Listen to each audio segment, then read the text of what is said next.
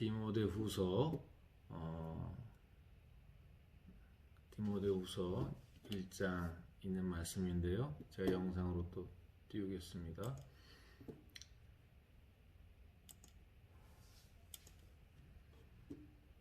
네.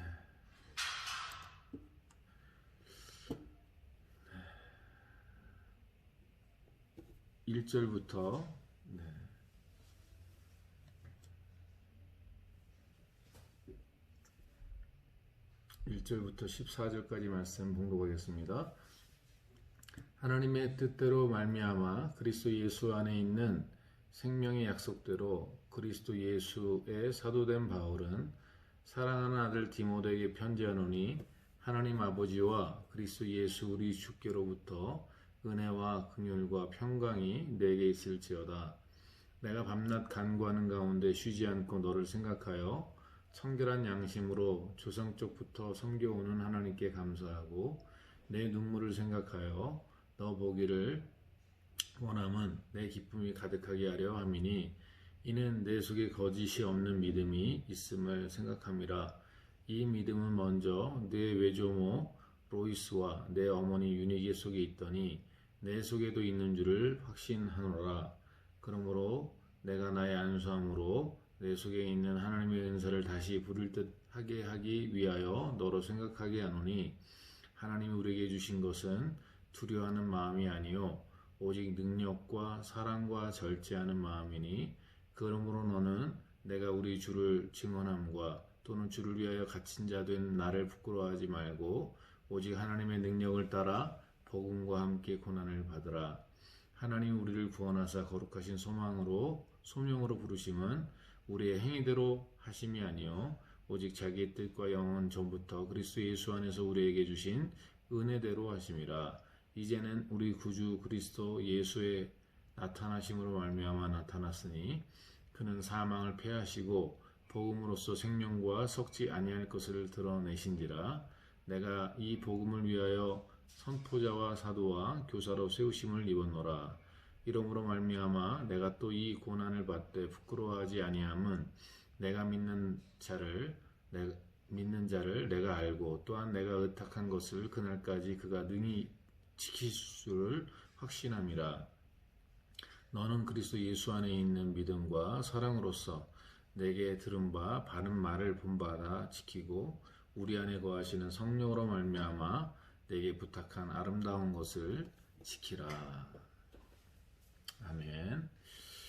예, 오늘 말씀을 통해서 우리가 확실히 우리가 마음에 새겨 들 것은 오늘 사도 바울 선생님께서 디모데에게 자신의 그 고난과 역경에 대해서 부끄러워하지 말고 하나님께서 우리에게 주신 이 사명을 감당하기 위해 복음에 또 고난을 함께 받으라 이렇게 말합니다. 그러면서 오직 능력과 사랑과 절제하는 마음으로 우리가 이 땅에서 주의 복음을 위해서 살아갈 것, 그리고 우리 안에 계시는 성령이 우리에게 말씀하시는 그 말씀을 따라 우리가 그 말씀을 지켜낼 것을 당부하고 있습니다. 오늘 우리가 사도 바울을 조금만 이해하면 이 말씀이 무엇을 이해하는지를 분명히 알 수 있습니다. 그는 구약에 있는 말씀들에 대해서 너무나도 잘 아는 사람이었죠. 바리새인 중에 바리새인이었기 때문에 가말리엘 문화에서 율법을 배웠기 때문에 구약에 있는 말씀들에 대해서 너무나도 잘 알고 있었다라고 보는 사람입니다. 유대교 입장에서요. 유대인들의 입장에서는 바울처럼 구약을 정통하고 제대로 아는 사람이 없습니다. 또한 그는 다소라는 곳에서 자란 헬라 문화권에서 자랐던 사람입니다. 그래서 그의 글이나 이런 것들을 볼 때 많은 신학자들이 그는 헬라에 있는 수사학이나 이런 것들을 배웠던 또 명철한 사람이라는 사실들을 유추하고도 합니다. 이처럼 그는 헬라의 문화권 속에서 많은 철학과 이런 논리에 대한 것들도 갖고 있었지만 그는 근본적으로 바리새인들이 갖고 있던 하나님의 율법에 대한 신앙을 너무나도 잘 알고 있는 사람이었습니다. 메시아 신앙에 대해서 누구보다도 더 확신을 갖고 있던 사람일 것입니다. 그런 그가 이제 다메섹에서 예수 그리스도를 만나고 나서 그의 인생이 변화됩니다.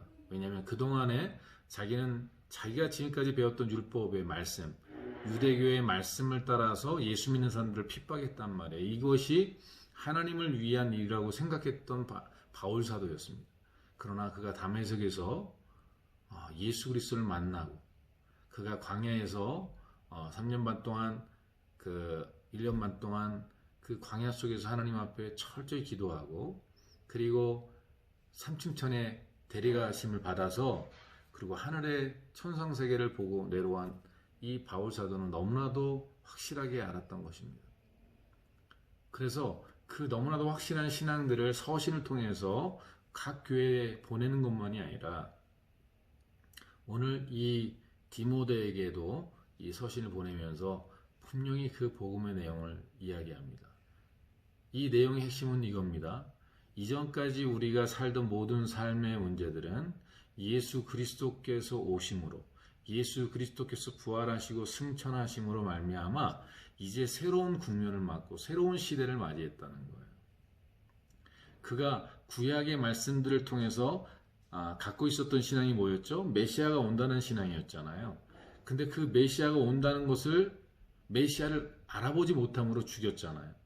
근데 그는 예수 그리스도께서 다메섹에서 만나주시고 그에게 그 천상의 세계를 보여주시고 그리고 그 아라비안 광야에서 하나님이 그를 훈련하시고 말씀하시고 깨닫게 하시고 계시의 정신을 주심으로 말미암아 그는 너무나도 분명하게 확실하게 알았습니다. 우리가 그토록 기다리고 찾던 메시아가 바로 예수 그리스도라는 사실을 발견하게 됩니다. 그리고 예수 그리스도께서 주신 그 복음의 말씀들을 이해하면서 알았습니다.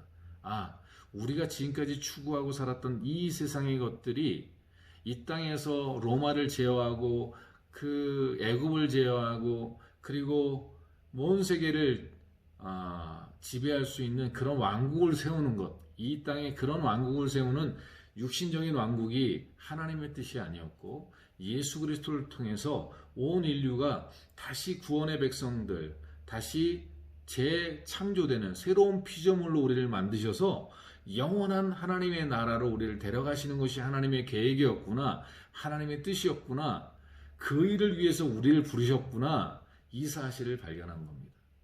그래서 어린 이 디모데, 당시 청년이었던 이 디모데에게 믿음의 아들로 양육했던 이 디모데에게 자신이 갖고 있던 그 복음의 그 중요한 그 정신과 그 자세를 바울에게 전해주는 거예요. 오늘 말씀 속에서 우리가 보면 10절에 이런 말씀이 있습니다.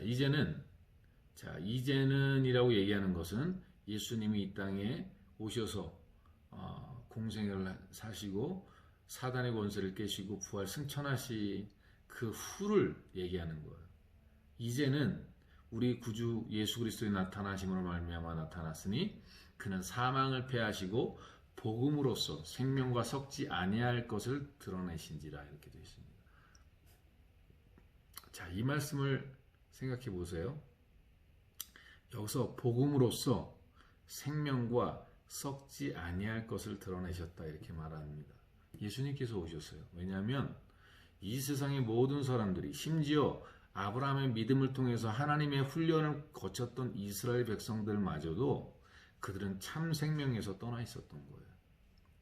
하나님은 그들에게 진정한 생명, 영원한 생명을 주시기 원했고 썩지 아니할 나라를 주시기 원하셨는데 그게 히브리서 11장에도 나오죠. 아브라함이 가나안 땅에 거하면서 하나님이 지시할 땅에 거하면서 이방인처럼 살았다. 나그네처럼 살았다. 왜? 더 나은 본향 하나님이 지실 성을 바라봤습니다. 이렇게 말하고 있는 거죠. 그들은 예수 그리스도를 하나님을 제대로 만난 사람들은 이 세상에 이 땅의 삶에 연연하는 것이 아니라 영원한 나라의 영원한 생명에 대해서 소망하게 된다는 거예요. 이것이 하나님께서 그들에게 주시기 원했던 것이고 여러분 잘 보십시오. 그것이 아담과 하와에게 주시고자 했던 거예요. 생명나무를 통해서 영원한 생명을 주시고자 했던 거예요. 그래서 요한계시록에 사도 요한이 그런 얘기를 하는 거예요. 이기는 자는 예수 그리스도 안에서 복음을 지키고 신앙을 지키고 하나님의 성령의 인도하심을 따라 지켜 사는 그들이, 이긴 자들이 누릴 것이 뭐냐? 하나님 나라에 있는 낙원에 있는 생명나무를 먹게 하시리라, 이렇게 되어 있는 거죠. 사랑하는 성도 여러분, 그러므로 우리가 이 복음을 위해서 산다는 것, 이 복음을 따라 산다는 건 많은 제약이 있습니다. 왜? 우리는 육신을 입고 이 땅에 살아가는데 이 땅에 소망을 두지 않고 이 땅의 것들을 연연하지 않고 영원한 나라를 위해서 우리가 살고 예수 그리스도의 복음을 위해서 우리가 이 땅에서 살려고 하면, 그래서 이 땅에서 빛과 소금의 삶을 살려고 하면 많은 고난과 핍박이 따라온다는 거죠. 바울이 이런 말합니다. 경건하게 살고자 하는 자에게는 핍박이 따른다, 이렇게 말합니다. 경건하게 살려고 그러면요, 경건하지 않은 사람들이 시샘합니다. 그리고 경계하고 그를 어떻게 하든지 흠집내려고 합니다. 왜? 자기와 같은 존재라는 것을 증명하고 싶겠죠. 그러나 하나님의 복음을 위해서 사는 사람은 그 고난을 견뎌내고 거룩함과 경건함으로 살아가는 거죠. 그런 사람들의 핍박도 고난이고 역경이지만요, 세상에 그런 유혹을 받는 것도 고난이에요. 세상에 많은 보이는 것들이 얼마나 휘황찬란합니까? 하나님의 나라는 보이지 않는 것들인데, 그때 그것을 이겨내고 보이지 않는 것들을 믿음으로 바라보며 나가는 이것이 얼마나 많은 고난이 따르고 힘들겠습니까? 그러나 그것을 믿음으로 지켜나가는 삶을 사는 것이죠. 오늘 우리 사랑하는 한신교회 성도들이 우리도 마찬가지죠. 바울의 삶을 통해서도 그 인생에게 하나님이 오셔서, 예수님이 오셔서 그의 모든 과거의 삶, 애굽에서 그 바리새인으로서, 사두개인으로서, 바리새인으로서 그리고